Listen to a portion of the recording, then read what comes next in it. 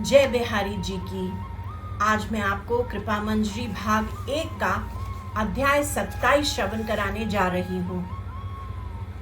बिहार पंचमी और चॉकलेट का डिब्बा भेंट करने की इच्छा। बधाई बधाई बधाई, तेरा जुग जुग जीवे लाल, स्वामी जी ले लो बधाई। ऐसा शानदार न देखा था कभी जन्मोत्सव, इतने सारे उपहार जो संभाले ना संभले। और क्या मैं मांगू जब आपसे इतना सब कुछ मिले। अब आपने तो शंका नहीं छोड़ी। आपकी आध्यात्मिक शक्ति और इनामों के बारे में आह कितना आनंद उल्लास है और मजा। आपने अपनी खुशी के लिए ओ बिहारी जी मुझे नचाया भगाया और करवा दिया गायन। उस दिन शाम को उस मंदिर में, जो कि है आपका प्राकट्य स्थल, निधि वन। बिहार पंचमी बिहारी जी का प्राकट्य दिवस है। 535 साल से भी पहले स्वामी श्री हरिदास जी के आग्रह पर उनकी भक्ति और प्रेम भाव को देखते हुए बिहारी जी और राधा रानी स्वयं प्रकट हुए थे और स्वामी श्री हरिदास जी की गोद में जाकर बैठ गए थे। फिर स्वामी श्री हरिदास जी ने निवेदन किया कि भाई मैं तो सन्यासी हूँ, विरक्त वेश में हूँ।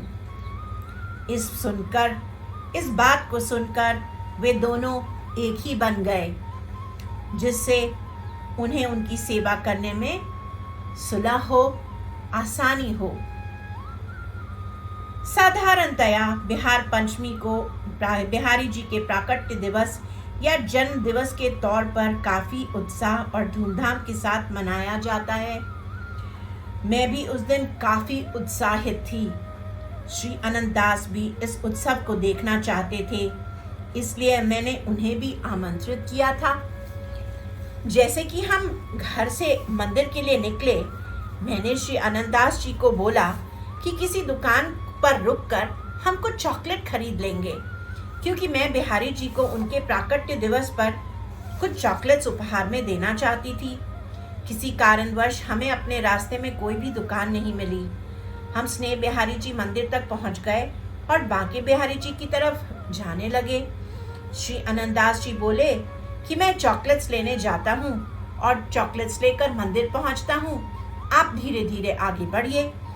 लेकिन तभी मेरे दिल से बिहारी जी ने तेज आवाज लगाई, सब कुछ छोड़ो, जल्दी से मंदिर आओ, देर मत करो, कहीं भी मत रुको। जैसे ही मैंने पहले कई बार हो चुका था, बिहारी जी से मेरा संपर्क काफी स्पष्ट था और आज भी है। इसलिए मैंने श्री अनंत दास जी से कहा कि चॉकलेट्स बाद में ले लेंगे, अभी हमें शीघ्र मंदिर पहुंचना चाहिए।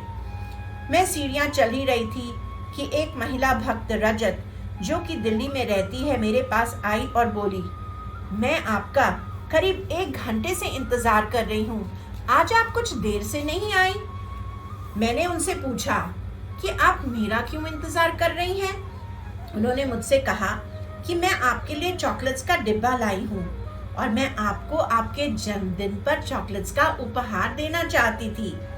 ये दिल्ली से स्पेशल हाथ के बनाए हुए, घर के बनाए हुए चॉकलेट्स हैं। जैसे ही उन्होंने मुझे वह चॉकलेट्स का डिब्बा दिया, मैं समझ गई कि क्यों बिहारी जी मुझे चॉकलेट बाजार से खरीदने के लिए मना कर रहे थे, क्योंकि यहाँ मेरे मित्र को भी न जाने दिया, क्योंकि वे जानते थे कि रजत वहाँ मुझे उपहार देने के लिए मेरा इंतजार कर रही थी।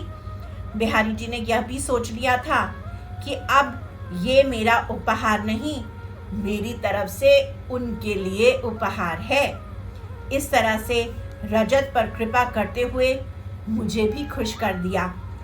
मैंने वो चॉकलेट्स का डिब्बा प्रणव गोस्वामी जी को दिया और उन्होंने उस चॉकलेट्स का भोग लगाकर मेरे सामने ही अपनी नन्ही सी बेटी और ढेरों छोटे छोटे बच्चों को बांट दिया। श्री अनंत दास जी इस पूरी लीला के साक्षी हैं। उन्होंने सब कुछ देखा कि कैसे मेरी बिहारी जी को चॉकलेट्स का भोग लगाने की इच्छा एक मधुर सी लीला बन गई। भले ही मुझे उन चॉकलेट्स का एक भी टुकड़ा नहीं मिला, पर मेरा हृदय उन ब्रजवासी बच्चों को मजे में चॉकलेट्स खाते हुए देखकर खुशी से द्रवीभूत हो उठा। बिहारी जी ने अपनी इस लीला के द्वारा हमारी मित्रता और भी घनिष्ठ कर दी। जैसे हर सखा दूसरे सखा के उपहार को ज्यादा पसंद करता है, वैसे ही मेरे प्यारे बिहारी जी को मेरे लिए लाया हुआ उपहार ज्यादा प्रिय था और उन्हें वही चाहिए था। चाहे तो बिहारी जी अपनी लीला के द्वारा उसे सीधा सीधा भी ले सकते थे, पर नहीं, बिहारी जी को तो मुझसे ही छीनना था। और यह मेरी शिकायत नहीं बल्कि खुशी है, क्योंकि इससे तो हमारी मित्रता और भी पक्की हो गई। जय बिहारी जी की।